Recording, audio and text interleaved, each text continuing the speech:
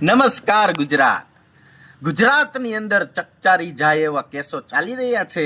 ગુજરાત સરકારના કહેવાથી બન્ની ગજેરાનું આઈડી મેટાએ બંધ કરી દીધું છે. ગુજરાત સરકારના કહેવાથી આવું મેટા કહે છે, હું નથી કહેતો કે ભાઈ અમને ગુજરાત સરકારે એવું કીધું કે બન્નીઓ અમારા મમરા ભરે છે, તમે એનું આઈડી જલ્દીથી જલ્દી બંધ કરો. 3 કલાકમાં મારું આઈડી બધા ઇન્સ્ટાગ્રામ ફેસબુક ને બધું બંધ થઈ ગયું. એટલે ઇન્ડિયાની અંદર નહીં દેખાય, બાકી બીજી કન્ટ્રીમાં હું જઈશ ને તો દેખાશે. આવું કરી દીધું છે, બરાબર.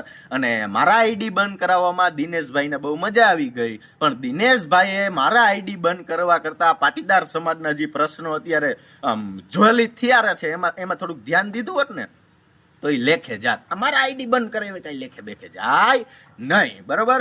ઈ જ આઈડી બંધ થયા અને બધો કાર્યક્રમ થયો અને ગોંડલના પીઆઈએ મારા ઉપર અરજી દાખલ કરાવી કોર્ટમાં અને મારું આઈડી બંધ થઈ ગયું ને એલસીબી વાળા મને લઈ ગયા. આવી બધી રમતો અત્યારે કરી છે.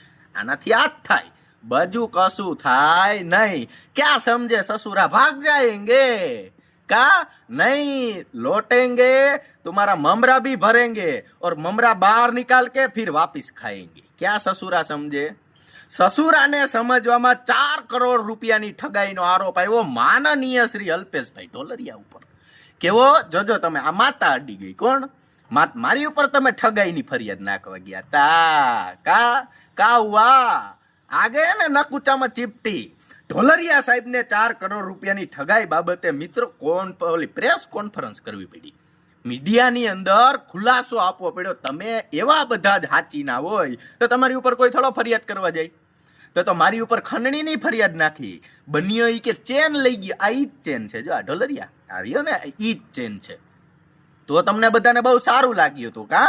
હવે ઈ બધું જાતું કરીએ તો ગોંડલની અંદર અલ્પેશ ઢોલરિયાને માતા આઈડી, પછી આવી ગણેશ ગોંડલ પાસે. ગણેશ ગોંડલ અને એનો પરિવાર એવું કહેતો હતો કે અમે કોઈ દિવસ પોલીસ વાળા સામે ઉભા ના રહીએ, આ બાપુજીનો ડેલો છે, પોલીસ વાળા અહીંયા આવે. અને ગણેશ ગોંડલ અને એની 10-12 જણાની ટીમ ગઈ પ્રેમસુખ ડેલી આઈપીએસ પાસે, સુરેન્દ્રનગર એસપી કચેરી ત્યાં ઉભા થયા. કેમ? આવી રીતે ઉભા રહીને સાહેબે એની પૂછપરછ કરી રાજકુમાર જાટ કેસમાં. રાજકુમાર જાટ કેસમાં મુખ્ય સૂત્રધાર કોણ? અલ્પેશ ઢોલરિયા. કોણ? આ બધી ફિલ્મ થઈ ને રાજકુમાર જાટ કેસની બધી અલ્પેશ ઢોલરિયા દ્વારા થઈ.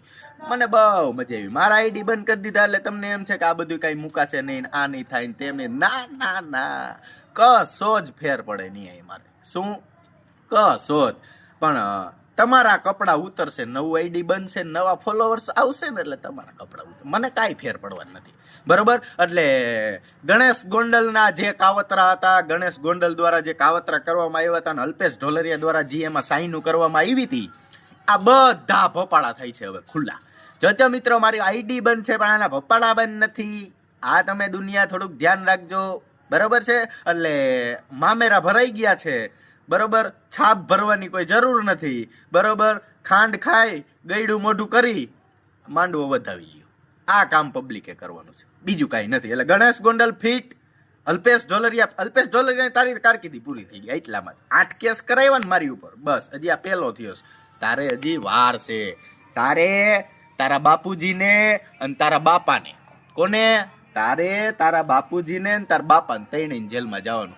હર્ષસંઘવી પાસે જઈને રોયો તો ને તું કે બનિયાને પકડો ને આમને તેમને. હું કામે? ત્યારે પાર્ટીનો પ્રોટોકોલ હતો. હવે તને ભાજપમાંથી કાઢી મૂક્યો પછી તારો પ્રોટોકોલ ક્યાં જશે? તે અમુક રાજકોટના માણસોએ જે ગોવાની અંદર સ્પા કર્યા છે ને કસીનો કર્યા છે ને પાર્ટનરની અંદર જે ચલાવે છે ને બધું સાહિત્ય બની ભાઈ. જો ઢોલરિયા, મેં આઈફોન લાવ્યો. હા જો મેં આઈફોન લાવ્યો તારા હાટું. 10:51 વાગી રહી છે, આ તારા હાટું જ લાવ્યો છું, સમજી ગયો? એટલે મનની મનમાં ન રહી જાય. આઈડી બંધ કરાવ્યા છે, હજી ટાટિયા ભાંગો હોય તો ભાંગી નાખજો, બરોબર.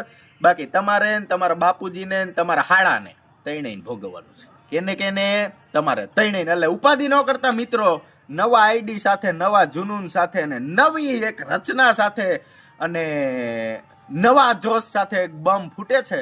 ગુજરાતની અંદર સૌરાષ્ટ્રની રાજનીતિમાં બહુ મોટો ભૂકંપ આવશે. આની પહેલા મેં કીધું તું ને ભૂકંપ આવ્યો.